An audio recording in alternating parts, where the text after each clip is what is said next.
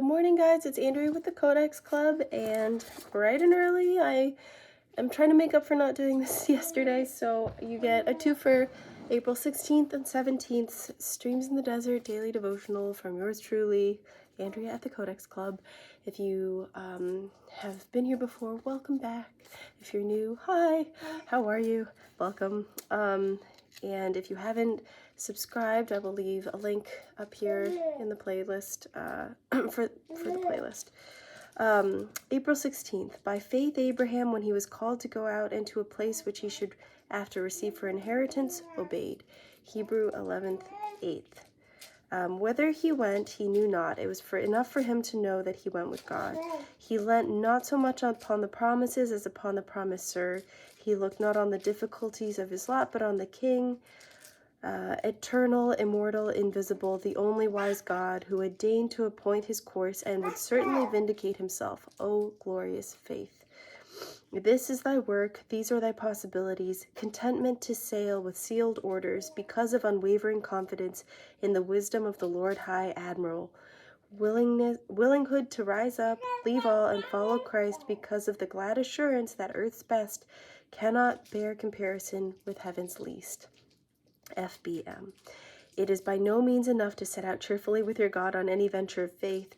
Tear into smallest pieces any itinerary for the journey which your imagination may have drawn up. Nothing will fall out as you expect. Your guide will keep to no beaten path. He will lead you by a way such as you never dreamed your eyes would look upon. He knows no fear, and he expects you to fear nothing while he is with you. The day had gone, alone and weak. I groped my way within a bleak and sunless land. The path that led into the light I could not find.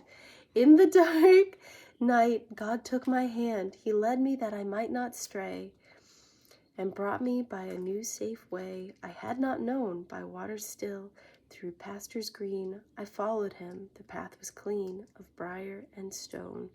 The heavy darkness lost its strength. My waiting eyes beheld at length the streaking dawn. On, safely on, through sunrise glow I walked, my hand in his, and lo, the night had gone. Annie Porter Johnson. Okay, and straight in to April 17th. The hand of the Lord hath wrought this. Job 12:9. Several years ago there was found in an African mine the most magnificent diamond in the world's history. It was presented to the King of England to blaze in his crown of state. The king sent it to Amsterdam to be cut. It was put into the hands of an expert lapidary, and what do you suppose he did with it? He took the gem of priceless value and cut a notch in it. He cut a notch in it. He did. Then he struck a hard blow with his instrument, and lo, the superb jewel lay in his hand, cleft in twain. What recklessness, what wastefulness, what criminal carelessness. Not so. For days and weeks that blow had been studied and planned. Drawings and models had been made of the gem. Its quality, its defects, its lines of cleavage had all been studied with minutest care. The man to whom it was committed was one of the most skillful lapidaries in the world. Do you say that blow was a mistake? Nay, it was the climax of the lapidary's skill. When he struck that blow, he did the one thing which would bring that gem to its most perfect shapeliness, radiance, and jeweled splendor. That blow which seemed to ruin the superb precious stone was in fact its perfect redemption. For from those two halves were wrought the two magnificent gems which the skilled eye of the lapidary saw hidden in the rough, uncut stone as it came from the mine. So sometimes God lets a stinging blow fall upon your life. The blood spurts, the nerves wince, the soul cries out in agony. The blow seems to you an appalling mistake, but it is not, for you are the most priceless jewel in the world to God, and he is the most skilled lapidary in the universe. Someday you are to blazon the diadem of the King. As you lie in his hand now, he knows just how to deal with you. Not a blow will be permitted to fall upon your shrinking soul, but that the love of God permits it and works out from its depths blessing and spiritual enrichment unseen and unthought of by you. JHMCC. In one of George MacDonald's books occurs this fragment of conversation. I wonder why God made me, said Miss Faber bitterly. I'm sure I don't know. What was the use in making me? In one of George MacDonald's, perhaps not much yet, said Dorothy. But then he hasn't done with you. He hasn't done with you yet. He's making you now, and you are quarreling with the process. If men would but believe that they are in the process of creation and consent to be made, let the Maker handle them as the potter the clay, yielding themselves in resplendent motion and submissive, hopeful action with the turning of his wheel. They would ere long find themselves able to welcome every pressure of that hand on them, even when it was felt in pain, and sometimes not only to believe but to recognize the divine end in view, the bringing of a son unto glory. Not a single shaft can hit till the God of love sees fit.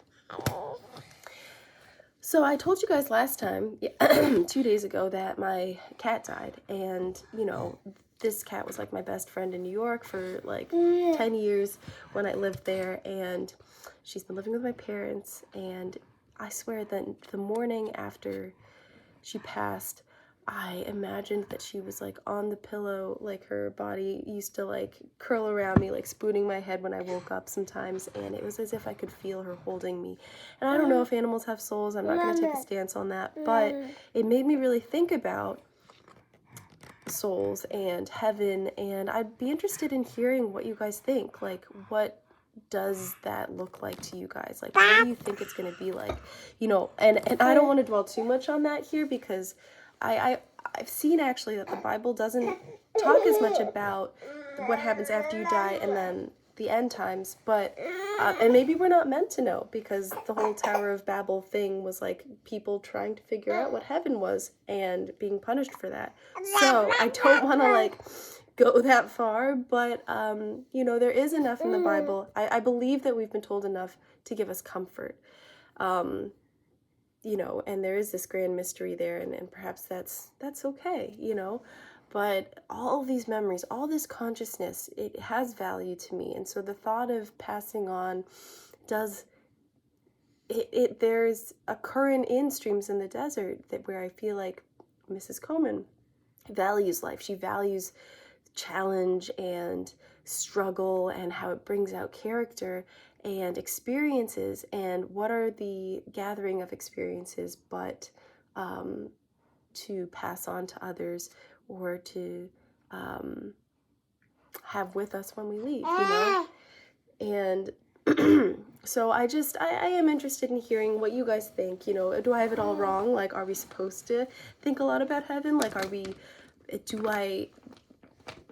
don't know, do you guys think animals have souls? Like, this is just something that I guess is pertinent to me right now, and I'm just interested in hearing what you guys think, because I haven't taken a theology class about this. I don't really know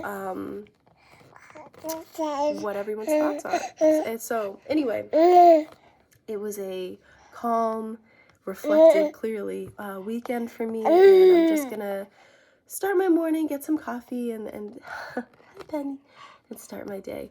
But I hope you guys have a wonderful, wonderful day. I know Penny's off to a good start here. I'm feeling a lot better than I was last week. These allergies are hitting like crazy lately, and so I hope you guys are feeling well too. And it's always a pleasure starting my day with you. I hope to do these videos for a whole year and have this bank of passages so that, you know, you can refer to them, I can refer to them, and we'll just have the book with us at all times. So thank you for watching.